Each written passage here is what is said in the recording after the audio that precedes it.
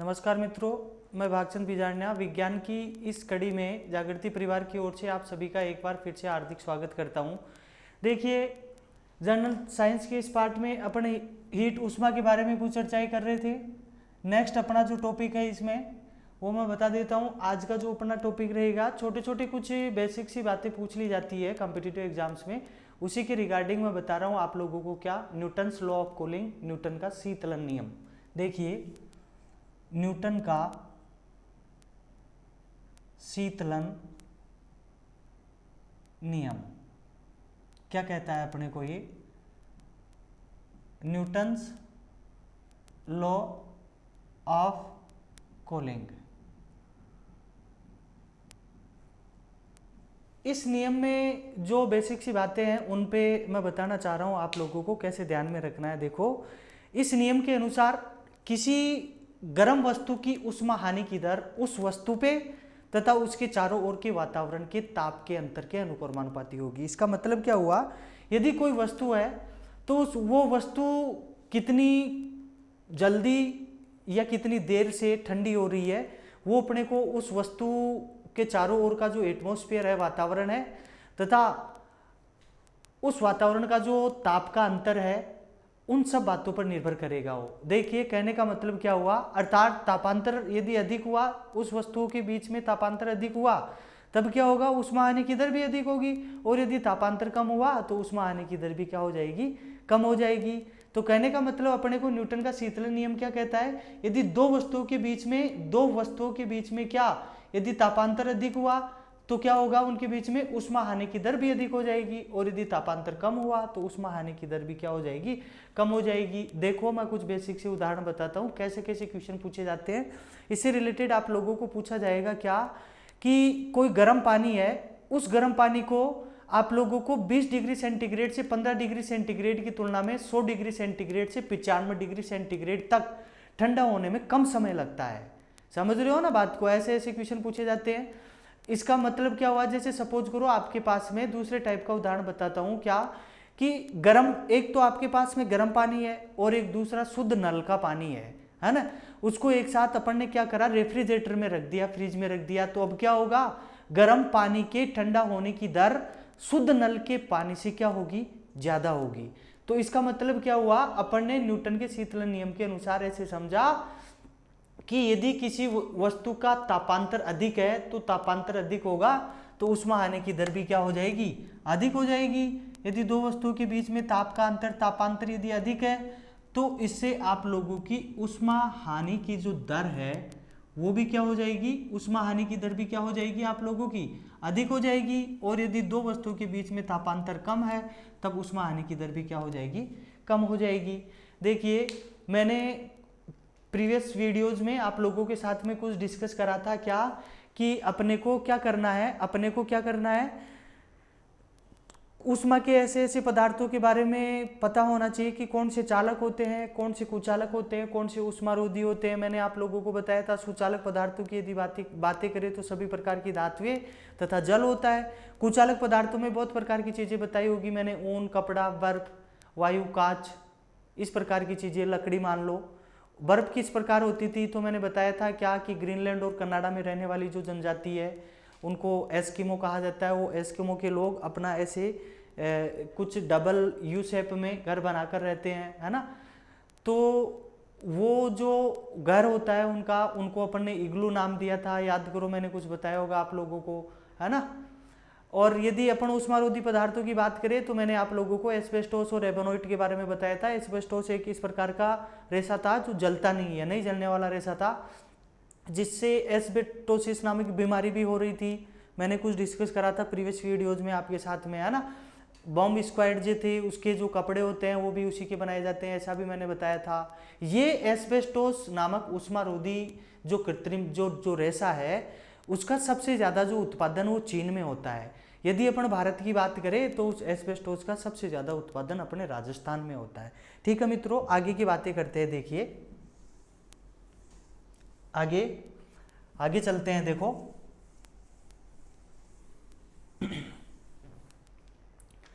Next अब अपने को क्या करना है? देखो, इस उष्मा वाले टॉपिक से रिलेटेड बहुत प्रकार की चीज़ें पूछी जाती है। तो इससे रिलेटेड देखो मैं नेक्स्ट आप लोगों को कुछ बेसिक सी बात बताता हूँ। क्या कृष्णिका के बारे में बताता हूँ। आप लोगों ने कुछ ब्लैक बॉडी का नाम सुना होगा।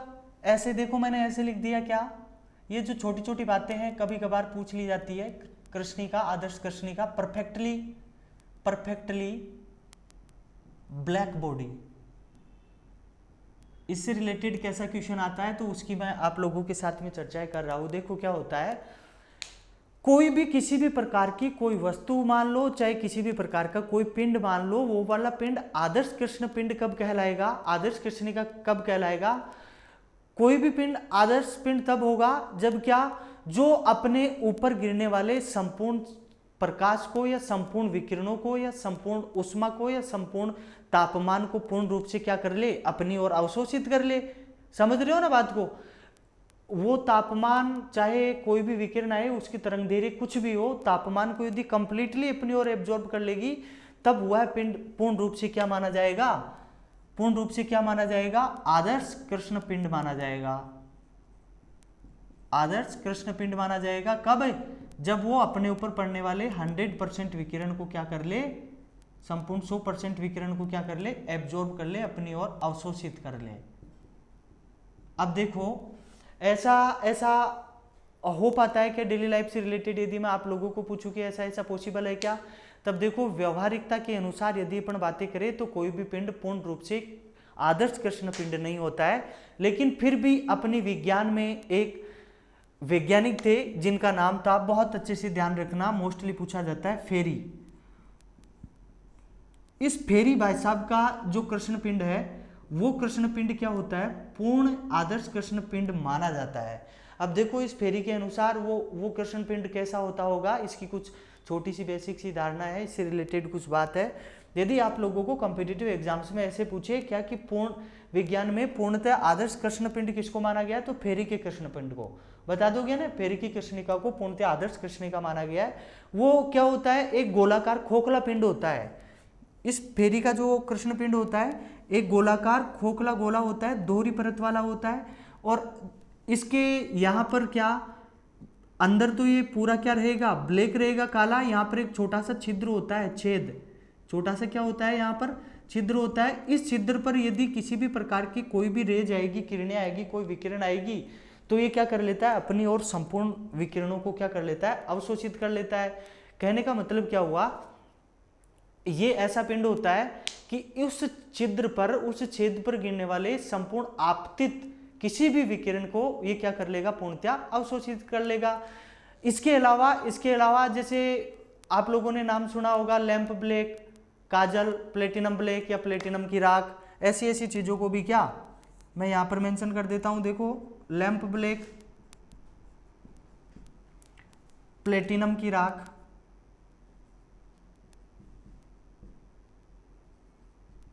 या इसको प्लेटिनम ब्लैक भी कहा जाता है। क्या कहा जाता है, प्लेटिनम ब्लैक, ठीक है।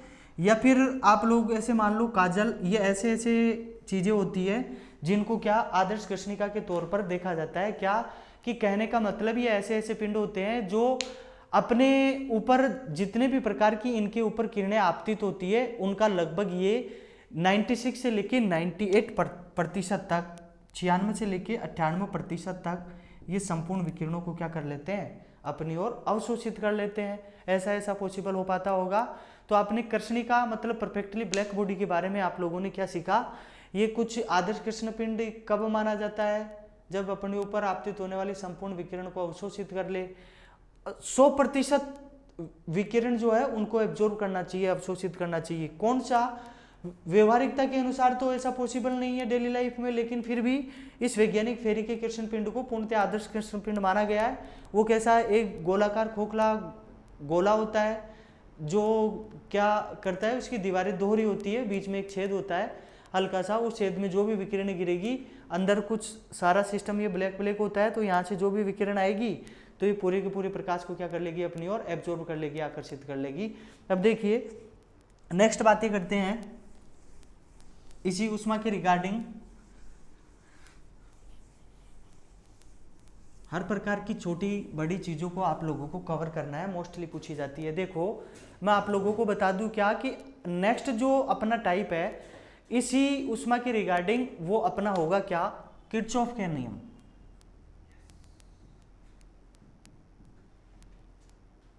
किरचॉफ का नियम, किरचॉफ भाई साहब का नाम सुना है ना सभी ने, किरचॉफ नामक वैज्ञानिक का सबने नाम सुना है। किरचॉफ का नियम देखो क्या होता है, इस किरचॉफ के नियम के अनुसार वास्तव में क्या होता है, देखो उष्मा के अच्छे जो अवशोषक होते हैं वो अच्छे उत्सर्जक भी होते हैं, ये इनका स्टेटमेंट था, या फिर उष्मा के अच्छे उत्सर्जक अच्छे अवशोषक भी होंगे। कहने का मतलब दोनों तरीके से ये चीज अप्लाई हो जाती है। कहने का मतलब क्या हुआ कि यदि किसी ने एब्जॉर्ब करा है, किसी ने संपूर्ण प्रकाश को अपनी ओर अवशोषित करा है तो उस प्रकाश को वो क्या उत्सर्जित भी कर सकता है, या किसी ने उत्सर्जित करा है तो उस प्रकाश को अवशोषित भी कर सकता है। दोनों तरीके से ये पॉसिबल हो पाता है। समझ रहे हो ना बात को। यदि सबसे ज्यादा देखो, सबसे ज्यादा अवशोषक कौन करता है, जो सतह इस किरचॉफ के अनुसार जो सतह काली या खुरदरी होती है ना, वो सबसे ज्यादा उष्मा को अपनी ओर क्या कर लेती है, अवशोषित कर लेती है, अपनी ओर एब्जॉर्ब कर लेगी। ठीक है, तो काली और जो खुरदरी सतह होती है वो उष्मा को अपनी ओर क्या कर लेती है, अवशोषित कर लेती है। जैसे सपोज करो मेरे पास क्या है, एक अंधेरा कमरा है, उस अंधेरे कमरे में मेरे पास एक तो काली और एक सफेद वस्तु है। मैंने क्या करा, उन दोनों को गर्म करा, उन दोनों को तापमान दिया अधिक, है ना, और गर्म करके उस अंधेरे कमरे में रख दिया। तो बताओ सबसे ज्यादा कौन सी वस्तु चमकेगी, या फिर मैं ऐसे पूछना चाहूँ क्या कि सबसे ज्यादा विकिरण किस प्रकार की वस्तु उत्सर्जित करेगी, तो हमेशा ध्यान रखना काली वस्तु अधिक विकिरण उत्सर्जित करेगी। समझ रहे हो ना बात को। कहने का मतलब क्या हुआ, जो सफेद होता है या जो ज्यादातर जो सतह जिसकी क्या होती है, चमकदार होती है, वह क्या उष्मा को अच्छी तरह से एब्जॉर्ब नहीं कर पाते, वो उष्मा के बुरे अवशोषक होते हैं। अतः हम कह सकते हैं क्या कि सफेद प्रकार की वस्तु उष्मा की क्या होगी, बुरी उत्सर्जक होगी, है ना, तो उसमें उष्मा की हानि क्या होगी, कम होगी। समझ रहे हो ना। चाय का प्याला होता है ना जो अपना, उस चाय के प्याले की सतह भी चमकदार और सफेद इसी कारण से बनाई जाती है। समझ रहे हो ना कि क्यों चमकदार और सफेद क्यों बनाई जाती है, क्यों, क्योंकि आपको चाय को ठंडा थोड़े ना करना है, जल्दी से गर्म ही रहनी चाहिए ना। हाँ, तो इसी का कारण है ये किरचॉफ भाई साहब के कुछ स्टेटमेंट थे जो मैंने आप लोगों को बताया। देखो इस किरचॉफ ने वास्तव में ऐसे कहा था क्या, इसके अपना कुछ नियम दिया होगा और उस नियम के अनुसार क्या क्या पॉसिबल है। देखो जो लाल रंग की वस्तु होती है ना, यदि अपन उसको गर्म करें तो, और उसको यदि अपन देखें तो लाल रंग की वस्तु को गर्म होने पर वो हमेशा हरे रंग का प्रकाश उत्सर्जित करती है। मोस्टली पूछा जाता है ये, लाल वाली को आपने क्या करा, गर्म करा, लाल वाली को क्या करा, गर्म करा, तब ये क्या कर देगी, हरे रंग का हरा प्रकाश ग्रीन रंग का प्रकाश उत्सर्जित करेगी। ये और ये यदि आप इसको दूसरे तरीके से देखना चाहो तो ऐसे सोच सकते हो क्या कि कोई लाल कांच की गेंद है, उसको मैंने गर्म कर दिया और अंधेरे कमरे में यदि मैं उसको देखना चाहूं तो वह कैसी दिखाई देगी, हरी दिखाई देगी। कहने का मतलब क्या हुआ, लाल कांच की गेंद को यदि गर्म करके अंधेरे कमरे में देखा जाए तो वो कैसी दिखाई देगी, हरी दिखाई देगी। या फिर आप ऐसे भी कह सकते हो क्या कि हरे कांच को यदि पर्याप्त रूप से अपन गर्म करें, पर्याप्त रूप से हरे कांच को गर्म करें तो वो अपने को कैसा दिखेगा, वो उस प्रकार की जो गेंद है, जो कांच की जो गेंद है वो लाल हो जाएगी। तो दोनों प्रकार से ये प्रोसेस पॉसिबल हो पाया ना। इसको यदि मैं गर्म करूंगा तब ये इसका रंग कैसा हो जाएगा, लाल हो जाएगा। देखिए इस संपूर्ण ब्रह्मांड में जो आप लोगों के मन में जो विचार आते हैं क्या कि दो प्रकार की चीजें हमेशा कंफ्यूज करती है क्या कि किसी भी प्रकार की कोई वस्तु है वो आप लोगों को सफेद यदि दिख रही है, श्वेत दिख रही है, व्हाइट दिख रही है, तो वो क्यों व्हाइट दिख रही होगी, क्यों, क्योंकि उसने अपनी ओर जो भी प्रकाश आया सभी के सभी प्रकाश को क्या कर दिया, उसने परावर्तित कर दिया, रिफ्लेक्ट कर दिया। ये परावर्तित कर देती है प्रकाश को, अपने पास कुछ ही नहीं रखती। इसका मतलब क्या हुआ, इसका मतलब क्या हुआ क्या कि ये यदि सफेद कपड़ा यदि प्रकाश ही नहीं रखेगा तो वो गर्म भी नहीं होगा, तो अपने को गर्मी भी नहीं लगेगी, है ना। हाँ, बोला जाता है ना ऐसा कि गर्मियों में सफेद कपड़े पहनने चाहिए और सर्दियों में काले कपड़े पहनने चाहिए। अब वो काली वस्तु की क्या खासियत है, देखो क्या विशेषता है। ये काली वस्तु काली कब दिखती है अपने को, वो अपने ऊपर गिरने वाले सभी के सभी प्रकार के रंगों को क्या कर लेती है, अवशोषित कर लेती है।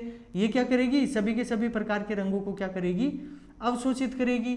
तो ऐसी ऐसी आप लोगों को क्या करना है, इस किरचॉफ के नियम के अनुसार ऐसी ऐसी आप लोगों को क्या करनी है, धारणाएं ध्यान में रखनी है। किरचॉफ ने कहा होगा, ऐसा अपने को बताया होगा कि सबसे ज्यादा प्रकाश को एब्जॉर्ब कौन करता है, सबसे कम प्रकाश को एब्जॉर्ब कौन करता है। तो ऐसी ऐसी चीजें आप लोगों को हमेशा हमेशा के लिए ध्यान में रखनी है। देखिए, इसी थर्मोडायनेमिक्स उष्मा से संबंधित एक सिद्धांत आता है जो मोस्टली कॉम्पिटिटिव एग्जाम्स में पूछा जाता है, उसकी चर्चाएं कर लेते हैं अपन। उसको बोला जाता है क्या, बस आज आपका उष्मा खत्म कर देंगे, फिर कभी उष्मा नहीं बताएंगे, इसीलिए इतना सारी चीजें कवर कर रहे हैं, सारे प्रकार की चीजें बता देते हैं। कैलोरीमिति का सिद्धांत नाम सुना होगा शायद आप लोगों ने। ये सिद्धांत अपने को क्या कहता है, देखो मैं जैसे ही कुछ बोलता हूँ ना, उस वाली चीज़ों को आप लोग अपने नोट्सों में मेंशन कर लिया करो। सभी प्रकार की थ्योरेटिकल चीज़ों को मैं यहाँ पर लिखना संभव नहीं है ना, मैं नहीं लिख पाऊंगा, इसलिए मैं जो बोलता हूँ उन शब्दों को अच्छे से कैच करा करो। आप बहुत प्यारे प्यारे स्टूडेंट हो, बहुत मेहनती हो, मुझे पूर्णतः विश्वास है कि सब के सब कैच करोगे, है ना, फॉलो करोगे ना। देखो, ये कैलोरीमिति का सिद्धांत अपने को क्या कहता है, हमेशा ध्यान रखना, मैं कुछ वर्ड बोल रहा हूँ, कुछ लाइनें बोल रहा हूँ, उनको डायरेक्टली एज इट इज ऐसा का ऐसा कैच करना। आप क्या, यदि किसी पदार्थ की विशिष्ट ऊष्मा का मापन यदि आप लोगों को करना हो तो वो हमेशा कैलोरीमिति द्वारा ही किया जाता है। और इसमें किसका उपयोग किया जाता है, कैलोरीमीटर का उपयोग किया जाता है ना। तो कैलोरीमीटर क्या करेगा, ऐसे ऐसे आप लोगों को पता चल गया ना, कैलोरीमीटर क्या करेगा, किसका मापन करेगा, स्पेसिफिक हीट, विशिष्ट ऊष्मा का मापन करेगा ना। ध्यान रखना हमेशा, विशिष्ट ऊष्मा का मापन किसके द्वारा करा जाता है, तब आप लोगों को कैलोरीमीटर जवाब देना है, दे दोगे ना। अब इस कैलोरीमिति का सिद्धांत क्या कहता है अपने को, ऐसे तो पता चल गया क्या कि अपने कैलोरीमिति क्यों पढ़ रहे हैं अपन, क्योंकि इसके द्वारा विशिष्ट ऊष्मा का मापन करा जाता है। इसका सिद्धांत अपने को क्या बताता है, देखो इस सिद्धांत के अनुसार यदि दो अलग अलग तापमान की वस्तुओं को, अब बड़े ध्यान से सुनना, उन दोनों वस्तुओं में से एक ठोस और एक द्रव हो सकती है, या फिर दोनों के दोनों प्रकार की वस्तुएं क्या हो सकती है, द्रव अवस्था में हो सकती है। यदि उनको आपस में मिलाया जाए तो अधिक तापमान वाली वस्तु से कम तापमान वाली वस्तु की ओर ऊष्मा का स्थानांतरण तब तक होता रहेगा जब तक कि उन दोनों वस्तुओं का तापमान क्या हो जाए, समान नहीं हो जाए। समझ रहे हो ना आप बात को, कहने का मतलब क्या वही है क्या कि गर्म पानी लो, ठंडा पानी लो, दोनों को आपस में मिला दो, तो तब तक उन गर्म और ठंडे पानी के अणुओं के बीच ऊष्मा का स्थानांतरण होता रहेगा। कब तक, जब तक दोनों के पानी मिक्स होके उनका तापक्रम क्या नहीं हो जाए, समान हो जाए। तो इसे अपन क्या कह सकते हैं, इसमें क्या मिला आप लोगों को, क्या कि अधिक तापमान पर स्थित वस्तु के द्वारा दी गई ऊष्मा कम तापमान पर स्थित वस्तु द्वारा ली गई ऊष्मा के बराबर होगी। ये अपने को कैलोरीमिति का सिद्धांत कहता है।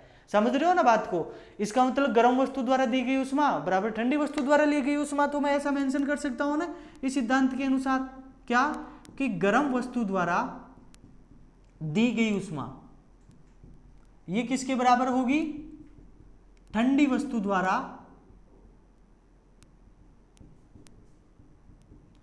ली गई ऊष्मा के।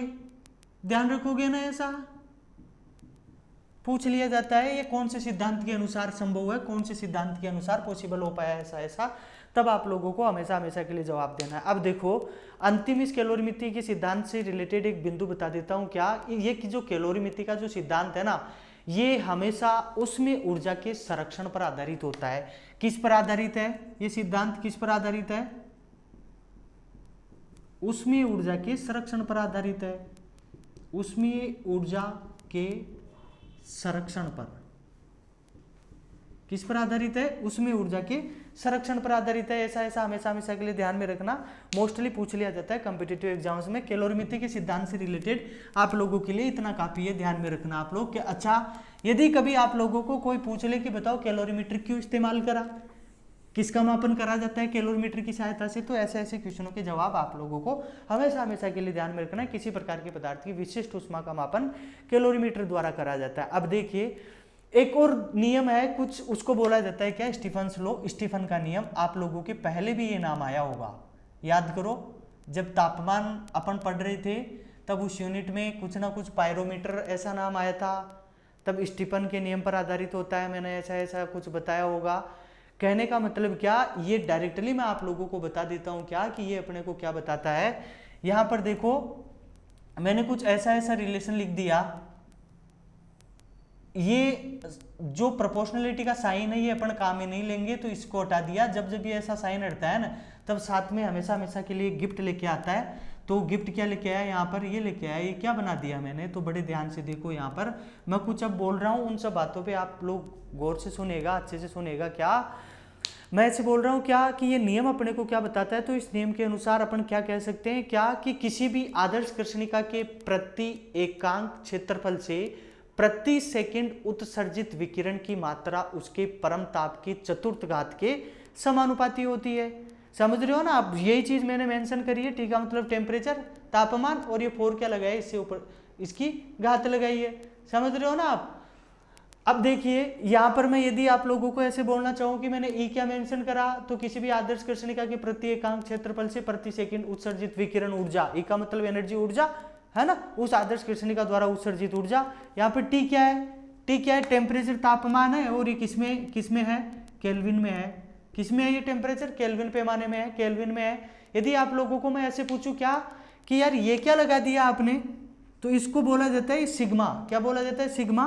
कहने का मतलब क्या, स्टीफन का नियम पढ़ रहे हो तो इसको बोलेंगे अपन क्या, स्टीफन नियतांक।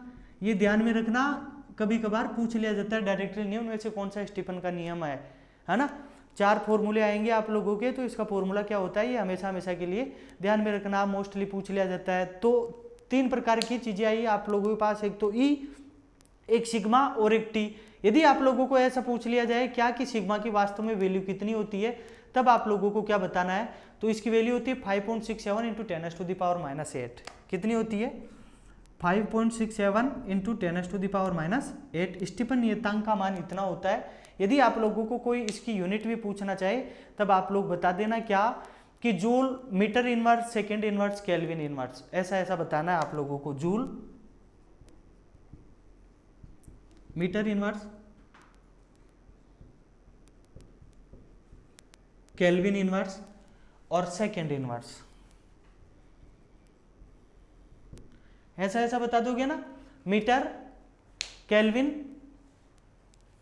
जूल और सेकेंड इनवर्स, ऐसा ऐसा आप लोगों को हमेशा हमेशा के लिए ध्यान में रखना है, मोस्टली पूछ लिया जाता है। अब देखिए ये स्टीफन के नियम पर आधारित हो गया। अच्छा, इस स्टीफन के नियम पर आधारित अपने कौन सी चीज आ रही थी, पायरोमीटर, पूर्ण विकिरण तापमापी, जिससे अपन सूर्य की सतह का तापमान मेजर कर रहे थे, है ना, अधिकतम या उच्चतम तापमान आ रहा था ना नाम। तो ये सब सारी चीजें आप लोग ध्यान में रखना, मोस्टली कॉम्पिटिटिव एग्जाम्स में पूछ ली जाती है। अब देखिए नेक्स्ट बातें करते हैं हीट से रिलेटेड। आप लोगों को एक और चीज बता देता हूं जिसको भी पूछा जाता है क्या, उसका नाम है गुप्त उष्मा। विशिष्ट उष्मा की अपन ने बातें करी थी, गुप्त उष्मा अपन ने नहीं पढ़ा था।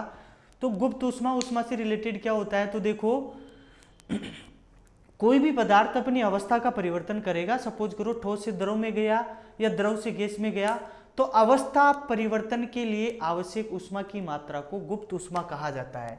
किसको कहेंगे गुप्त उष्मा, अवस्था परिवर्तन के लिए, किसी भी पदार्थ की अवस्था परिवर्तन के लिए आवश्यक उष्मा की मात्रा, आवश्यक उष्मा की मात्रा को क्या कहा जाता है, गुप्त उष्मा कहा जाता है। ध्यान में रख लोगे ना, पूछ लिया जाता है मोस्टली। और इस गुप्त उष्मा का जो अपन आकलन है ना, मेजरमेंट, वो 2 प्रकार से करेंगे, 2 तरीके से करेंगे। एक तो होती है किसकी, गलन की गुप्त उष्मा, हमेशा ध्यान रखना, पूछा जाता है इससे रिलेटेड क्वेश्चन। और दूसरी होती है वाष्पन की गुप्त उष्मा। तो गुप्त उष्मा को कितने भागों में क्लासीफाई करा अपन ने, एक तो हो गई अपनी क्या, गलन की गुप्त उष्मा, किसकी हुई, गलन की गुप्त उष्मा। और दूसरी प्रकार की गुप्त उष्मा किसकी होगी, वाष्पन की गुप्त उष्मा। अब देखो इसका क्वेश्चन कैसे आएगा आप लोगों के आगे एग्जाम में, तो उस पर थोड़ा सा फोकस करना। मैंने क्या गुप्त उष्मा को 2 तरीके से क्लासीफाई कर दिया। अब देखो कैसे पूछेगा आपको कॉम्पिटिटिव एग्जाम्स में, ऐसे पूछेगा कि मैंने ठोस को द्रव में बदला, तो बदलने के लिए आप लोगों को क्या, बदलने के लिए ठोस गल के द्रव बना, तो कौन सी हुई, गलन की गुप्त उष्मा हुई ना। कहने का मतलब क्या, ठोस के रूप में आप लोगों के पास में क्या था, बर्फ, वो बर्फ गल के क्या बन गई, पानी बन गई। तो बर्फ जब गल के पानी बनती है तब उसके लिए आप लोगों के लिए गलन के लिए गुप्त ऊष्मा की आवश्यकता होती है। बर्फ क्या बन गई, पानी बन गई, अवस्था परिवर्तन हो गया, पहले ठोस रूप में होगी वो, अब कौन से रूप में होगी, द्रव रूप में होगी। तो पदार्थ ने अपनी अवस्था को बदला और अवस्था को बदलने के लिए उसको कितनी ऊष्मा की आवश्यकता हुई, उसी को गुप्त ऊष्मा कहा जाता है ना। तो इस बर्फ से पानी में जाने के लिए 80 किलो कैलोरी इतनी गुप्त ऊष्मा की आवश्यकता होती है। ध्यान में रखना, मोस्टली कॉम्पिटिटिव एग्जाम्स में पूछा जाता है। वाष्पन की गुप्त ऊष्मा का क्या मतलब हुआ, आप लोगों ने वाष्पन की गुप्त ऊष्मा क्या मतलब हुआ। अब इस पानी से आप लोगों को कहाँ जाना है, भाप में जाना है, गैस में जाना है, वाष्प में जाना है। तो मेरे कहने का मतलब पानी से मैं कहाँ चला गया, भाप में चला गया, ऐसे मान लो, गैस मान लो, वाष्प मान लो, इनमें चला गया। तो पहले तो ये पदार्थ अपनी द्रव अवस्था में था, है ना। अब इसको आपने कुछ ना कुछ ऊष्मा दी होगी और जिसे द्रव अवस्था से किस में चला गया, अब गैस अवस्था में, तो अवस्था परिवर्तन हो गया ना, उसी को तो गुप्त ऊष्मा कहा जाता है ना। इसके लिए पानी से गैस या वाष्प बनाने के लिए लगभग 539 किलो कैलोरी, 539 किलो कैलोरी इतनी गुप्त ऊष्मा की आवश्यकता होती है। ये आप लोग ध्यान में रखना, मोस्टली कॉम्पिटिटिव एग्जाम्स में पूछ लिया जाता है। अब देखो, इससे रिलेटेड कभी कभार अच्छे कॉम्पिटिटिव एग्जाम्स में क्वेश्चन ऐसे भी आ जाते हैं आप लोगों के, क्या कि यदि आपने गर्म पानी से आप जल रहे हो, सपोज करो आप पे गलती से गर्म पानी पड़ गया, या फिर एक बार आपने जैसे जो पानी की जो भाप होती है ना, भाप, दोनों में से आप किससे जलना पसंद करोगे, किसी से नहीं करेंगे साहब। तो विज्ञान क्या कहती है इसके रिगार्डिंग, क्या कि गर्म पानी से जलने की अपेक्षा भाप से जलना अधिक कष्टदायी होता है। क्यों, ऐसा क्यों होता है, क्योंकि भाप के वाष्पन की गुप्त ऊष्मा क्या होती है, अधिक होती है। भाप के वाष्पन की गुप्त ऊष्मा क्या होती है, अधिक होती है। ऐसा ध्यान में रख लोगे ना, मोस्टली पूछ लिया जाता है तो बता देना। ऐसे क्वेश्चन आ जाते हैं तो आप लोगों को हमेशा हमेशा के लिए जवाब देना है। बहुत ही इजी कंसेप्ट है। अब देखो, कुछ इसी से रिलेटेड कॉम्पिटिटिव एग्जाम्स में पूछ लिया जाता है क्या, मैं कुछ बता देता हूं आप लोगों को। बहुत ही इजी कंसेप्ट है, हिम मिश्रण। हाँ, लेते हो ना काम में, बहुत लोग लेते हैं हिम मिश्रण। हिम का मतलब जानते हो ना, आइस, बर्फ की बातें हो रही है। मिश्रण का मतलब मिक्स कर दिया सब कुछ। वो हिम मिश्रण कैसे बना, मतलब कहाँ कहाँ जरूरत पड़ी इसकी, और ये हिम मिश्रण में क्या क्या कार्यक्रम होता होगा। तो देखो, मैं आप लोगों को बता दूं, क्या बर्फ है, अपन चाह रहे कि अपनी बर्फ गले नहीं, तो बर्फ को गलने से रोकने के लिए इसमें कुछ मात्रा अशुद्धियों के रूप में मिला दी जाती है। समझ रहे हो ना, वो अशुद्धि अपन मिलाएंगे तो उस अशुद्धि के कारण उस पर क्या प्रभाव पड़ेगा, और ज्यादातर बर्फ को गलने से रोकने के लिए डेली लाइफ में अशुद्धि के रूप में जिसकी मात्रा मिला दी जाती है, अशुद्धि के रूप में जिसकी मात्रा मिलाते हो ना आप लोग, वो दो प्रकार की चीजें मिला सकते हो, नमक और दूसरे प्रकार की चीज होती है सोरा। ये क्या आ गया, इस पर भी चर्चाएं होगी, टेंशन मत करो आप लोग। यदि ऐसा होगा, सोरा बोला जाता है, देखो पोटेशियम नाइट्रेट को किसको बोला जाता है, पोटेशियम नाइट्रेट, नाइट्रिक अम्ल भी कहा जाता है। एक प्रकार के विस्फोटकों के निर्माण में काम में लिया जाता है। सोरा क्या, पोटेशियम नाइट्रेट में यहाँ पर मेंशन कर देता हूँ। आगे रसायन विज्ञान में ऐसे बहुत नाम सुनेंगे अपन। पोटेशियम नाइट्रेट किसको कहा जाता है, पोटेशियम नाइट्रेट को। समझ पा रहे होंगे आप लोग, सोरा क्या आ गया, पोटेशियम नाइट्रेट आ गया, है ना। तो बता दोगे ना आप लोग, यदि आपने ऐसी अशुद्धि मिलाई है, नमक व सोरा, तब देखो वो बर्फ जो 0 डिग्री सेंटीग्रेड तापमान पर पहले क्या हो रही थी, 0 डिग्री सेंटीग्रेड से थोड़ा सा भी आपने तापमान बढ़ा दिया तो वो बर्फ गल जाती थी ना। अब वो बर्फ का, उस बर्फ की टेम्परेचर ही कुछ ऐसी हो जाती है क्या, कि उसका तापमान, कहने का मतलब उसका गलनांक घट जाता है और उसका तापमान लगभग -22 डिग्री सेंटीग्रेड तक पहुंच जाता है। ऐसा होता है हिम मिश्रण में। अब आप सोचोगे क्या है हिम मिश्रण, कहाँ काम आता है। हाँ, कुल्फी आइसक्रीम बनाने के लिए काम में लिया जाता है इसका। कहाँ काम में लेंगे इसको, कुल्फी खाइए ना खूब। हाँ, गर्मियों का सीजन चल रहा है, खूब आनंद लो, है ना आइसक्रीम का। Very good, very nice. ऐसा पूछ ले तब आप बता देना। देखो, एक और चीज विज्ञान में पॉसिबल है, मैं आप लोगों को बता दूं क्या, कि इस हिम मिश्रण के कारण बर्फ, और एक दूसरी चीज होती है क्या, जिसको बोला जाता है कैल्शियम क्लोराइड, उसके मिश्रण का, दोनों के मिश्रण का तापमान है ना, अपन लगभग -55 डिग्री सेंटीग्रेड तक ले जा सकते हैं। एक तो बर्फ प्लस में कैल्शियम क्लोराइड, इन दोनों का जो तापमान है ना, इन दोनों का जो तापमान है वो अपन लगभग -55 डिग्री सेंटीग्रेड तक ले जा सकते हैं विज्ञान के आंकड़ों के अनुसार, विज्ञान के डेटा के अनुसार। तो ऐसे ऐसे आप लोगों को हिम मिश्रण का भी ध्यान में रखना है कि क्या मात्रा मिलाई जाती है, तापमान लगभग इससे कितना गिर जाता है ना, हिम मिश्रण का उपयोग कहाँ करा जाता है। अब देखो कुछ बातें, मैं कुछ बेसिक सी बातें आप लोगों को ह्यूमिडिटी आर्द्रता से रिलेटेड बता देता हूँ। उष्मा आ गई तो आर्द्रता भी आएगी ना, तो देखो इसी में क्या करना है अपने को, आर्द्रता मेरे साथ साथ कैच करते जाओ, आज इसको फिनिश करके ही रुकेंगे अपन, है ना। आर्द्रता का क्या मतलब हुआ, देखो यदि मैं आप लोगों को ऐसे पूछूं क्या कि मुझे ऐसे बताओ आप लोग क्या कि आपको सर्वाधिक आर्द्रता कब लगती है, कब होती है इस वायुमंडल में सर्वाधिक आर्द्रता, तो आप बोलोगे कि साहब वर्षा के समय में, वर्षा ऋतु में। कब होती है, वर्षा ऋतु में। सर्वाधिक आर्द्रता कब होगी, वर्षा ऋतु में। और आर्द्रता में आपकी बॉडी के अंदर, बॉडी के ऊपर जो पसीना रहता है ना, वो पसीना वाष्पित नहीं होता है, उड़ेगा नहीं जल्दी से। तो आपको इस कहने का मतलब बार बार पसीना आएगा, ये हुआ ना कहने का मतलब। अब देखो क्या होगा, यदि वाष्पन हो रहा है तो उस वाष्पन से शरीर के ताप में कमी आती है और ताप नियंत्रित भी रहता है आप लोगों का, तो इसका मतलब वाष्पित होना चाहिए वो, है ना, वाष्पित अपना पसीना होना चाहिए।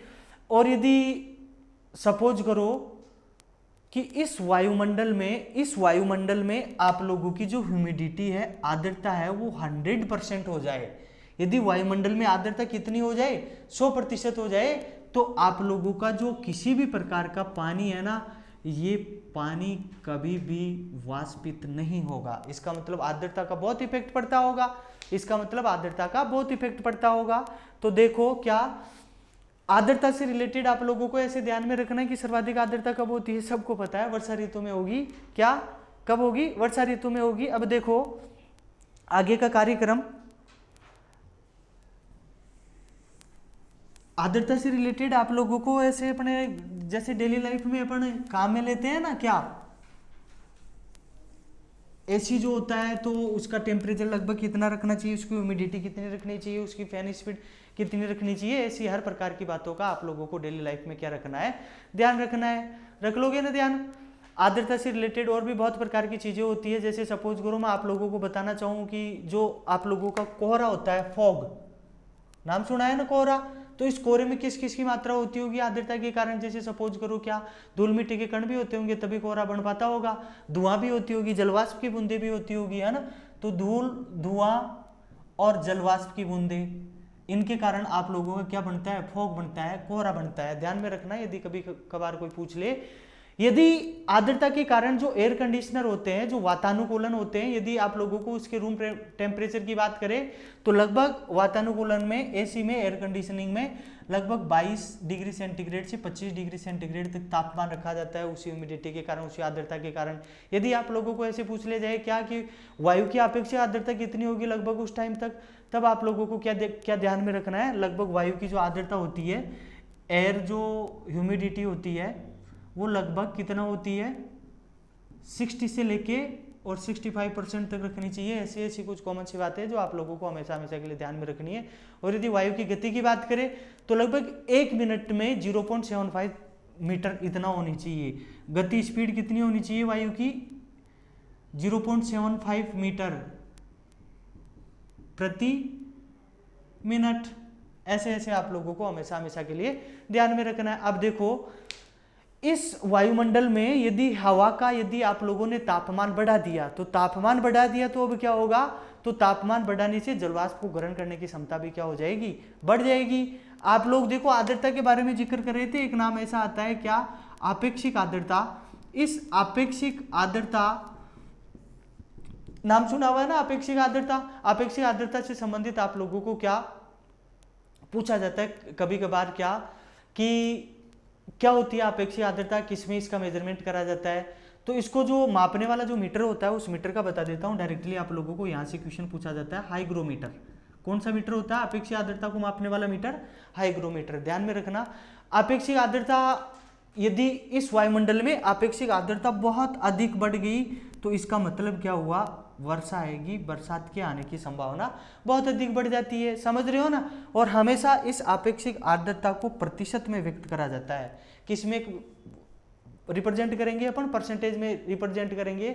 देखो विज्ञान क्या कहती है, आर्द्रता एक प्रकार से यूं मान लो भौतिकी की वह शाखा हो गई, वह ब्रांच हो गई जिसमें वायुमंडल में विद्यमान सभी प्रकार के जलवाष्प की मात्रा का अध्ययन किया जाता है ना, और इसको कहा जाता है हाइग्रोमेट्री, आर्द्रता मिति कहा जाता है। ऐसा ऐसा आप लोगों को ध्यान में रखना है। तो आर्द्रता से संबंधित बहुत प्रकार की चीजें मैंने आप लोगों को बताई है।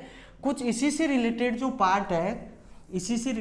पार्ट है, वो मैं बता देता हूं आप लोगों को। क्या, green house effect, green house प्रभाव, नाम सुना है ना आप लोगों ने, वो भी इसी में कवर करना अपने को। बाकी रसायन विज्ञान में इसको अपन और डिटेल पढ़ेंगे। देखो ग्रीन हाउस इफेक्ट का क्या मतलब हुआ, मैं कुछ 2-5 लाइनें आप लोगों के सामने रिप्रेजेंट कर रहा हूं, बहुत अच्छे से ध्यानपूर्वक तरीके से सुनना। यहाँ से क्वेश्चन पूछे जाते हैं। क्या, यदि इस संपूर्ण पृथ्वी के सराउंडिंग वायुमंडल में CO2 की मात्रा अधिक बढ़ जाए, आवश्यकता से कार्बन डाइऑक्साइड की वैसे जो प्रतिशत मात्रा होती है वो 0.03% होती है, यदि इससे और अधिक बढ़ जाए ना, किसकी मात्रा, CO2 कार्बन डाइऑक्साइड की मात्रा यदि वायुमंडल में अधिक बढ़ जाए तो इस पृथ्वी के चारों ओर वह एक उष्मारोधी प्रकार का आवरण बना लेती है, घेरा बना लेती है। इस घटना को ही ग्रीन हाउस इफेक्ट कहा जाता है। तो कहने का मतलब क्या हुआ, जिम्मेदार मेनली मुख्यतः कौन हुई, CO2 हुई। ग्रीन हाउस के लिए प्रभाव के लिए जिम्मेदार कौन सी गैस हुई, CO2 कार्बन डाइऑक्साइड। यदि आप लोगों को ऐसे पूछे क्या कि बहुत प्रकार की ग्रीन हाउस, इन ग्रीन हाउस गैसों के बारे में हमें बताइए क्या कि ग्रीन हाउस कौन कौन से फैक्टर होते हैं जो ग्रीन हाउस प्रभाव को इफेक्ट करते हैं, तब आप लोग बता देना। बहुत प्रकार की चीजें होती है, जलवाष्प की मात्रा होती है, CO2 की मात्रा होती है, मेथेन की मात्रा होती है, बहुत प्रकार की चीजें होती है। जलवाष्प, वायुमंडल में विद्यमान जलवाष्प मान लो, CO2 मान लो, मेथेन मान लो, बहुत प्रकार की चीजें होती है ना, ऐसी ऐसी चीजें जो ग्रीन हाउस गैसें होती है। ओजोन मान लो, ओजोन भी प्रभावित करती है, नाइट्रस ऑक्साइड, CFC, ओजोन जानते हो ना, O3, नाइट्रस ऑक्साइड, और एक प्रकार का नाम और बता देता हूं आप लोगों को, CFC। ये सारे की सारी चीजें इस ग्रीन हाउस को इफेक्ट करती है, प्रभाव डालती है इस पर, है ना। ऐसे ऐसे आप लोगों को ध्यान में रखना। अब देखो सबसे ज्यादा जो कॉमन चीज आप लोगों को यदि पूछ लिया जाए क्या कि इस ग्रीन हाउस प्रभाव में यदि अपन सेट करना चाहिए क्वांटिटी के अनुसार, तो सबसे ज्यादा सर्वाधिक मात्रा किसकी होती है, तब आप लोगों को एक नंबर पे इसको रखना है। कहने का मतलब इस ग्रीन हाउस प्रभाव में सबसे ज्यादा मात्रा किसकी होगी, जलवाष्प की मात्रा हुई ना सबसे ज्यादा, और उसके बाद में मात्रा जो होती है वो होती है किसकी, CO2 की, कार्बन डाइऑक्साइड की। ऐसे ऐसे ध्यान में रखना है, बता दोगे ना। तो ग्रीन हाउस प्रभाव अपन ने कैसे जाना कि पृथ्वी के वायुमंडल में सर्वाधिक मात्रा किसकी हुई, इसकी हुई। अब देखो ग्रीन हाउस प्रभाव से रिलेटेड मैं एक बिंदु बता देता हूं आप लोगों को, क्या कि इस ग्रीन हाउस प्रभाव की जो अवधारणा है ना, वो सबसे पहले, ये बात है 1924 की, 1924 की, एक भाई साहब थे जिनका नाम था जोसेफ फोरियर, उन्होंने दी थी इस ग्रीन हाउस प्रभाव की धारणा। कब, 1924, 1924 में जोसेफ फोरियर ने दी थी। किसने दी थी, जोसेफ फोरियर ने दी थी। ऐसा ऐसा आप लोग हमेशा हमेशा के लिए ध्यान में रखना, मोस्टली पूछ लिया जाता है, ठीक है ना दोस्तों। अब देखो आगे अपने को क्या करना है, एक अंतिम बिंदु आज का और इस उष्मा से रिलेटेड जिनका कनेक्शन अपन ने क्या करा, यहां कर दिया। देखो एक नाम आता है ऐसे, आदर्श गैस समीकरण, नाम सुना होगा, मैं डायरेक्टली यहां पर मेंशन कर देता हूं। क्या, ये आदर्श गैस जो समीकरण होगा ना, इस आदर्श गैस समीकरण में सबसे ज्यादा पहली और इंपॉर्टेंट चीज तो यही है, क्या मैंने ऐसे लिख दिया, क्या, नियत द्रव्यमान। इसका मतलब क्या, मास इसमें कांस्टेंट रहता है, स्थिर रहता है ना। और जो समीकरण बनता है ना डायरेक्टली, वो मैं लिख देता हूं यहाँ पे, PV = nRT। हमेशा हमेशा के लिए ध्यान में रखना, डायरेक्टली इसका फॉर्मूला पूछ लिया जाता है, कभी कभार डायरेक्टली इसका फॉर्मूला पूछ लिया जाता है। अब आप सोचोगे कि इसमें बहुत प्रकार की चीजें साहब है क्या, तो मैं कुछ बोल रहा हूं, आप अपने नोट्सों में मेंशन करना, बहुत ईजी। P का मतलब क्या हुआ, प्रेशर, दाब। V का मतलब क्या हुआ, वॉल्यूम, आयतन। ये N क्या है यहाँ पर, N, ये N होता है मोलों की संख्या। ये क्या आ गया, ये क्या आ गया, तो इसका मैं आप लोगों को बेसिक कंसेप्ट अभी बता रहा हूं कुछ ही देर में। R क्या आ गया, R क्या आ गया, ये आ गया सार्वत्रिक गैस नियतांक। R क्या आ गया, सार्वत्रिक गैस नियतांक। और बाकी टी का तो आप लोगों को पता ही है, टेम्परेचर तापमान। अब देखो इस आदर्श गैस समीकरण में आप लोगों के एक नाम आया, मोलों की संख्या, इसीलिए अपने को एक भाई साहब का नियम पढ़ना पड़ता है और उसका नाम है क्या, एवोगैड्रो का नियम। नाम सुना है ना एवोगैड्रो भाई साहब का, है ना। उन्होंने क्या कहा था, मेरे स्टेटमेंट को बहुत अच्छे से सुनना आप लोग, बहुत इजी कंटेंट है। क्या एवोगैड्रो के अनुसार ऐसा क्या कि समान ताप एवं दाब पर सभी गैसों के समान आयतन में अणुओं की संख्या भी समान होती है। क्या बोल दिया, ध्यानपूर्वक तरीके से आप लोग अपने नोट्सों में मेंशन करना, क्या कि समान ताप एवं समान दाब दोनों की दोनों क्वांटिटी क्या रहेगी, इक्वल रहेगी। सभी प्रकार की गैसों के समान आयतन में अणुओं की संख्या भी क्या होगी, समान होगी। यहां से भी दो प्रकार के क्वेश्चन पूछे जाते हैं एवोगैड्रो के नियम से। पहला नियम क्या, आप लोगों को क्वेश्चन पूछेगा क्या, समान ताप एवं दाब पर विभिन्न गैसों के 1 ग्राम अणु का आयतन कितना हुआ।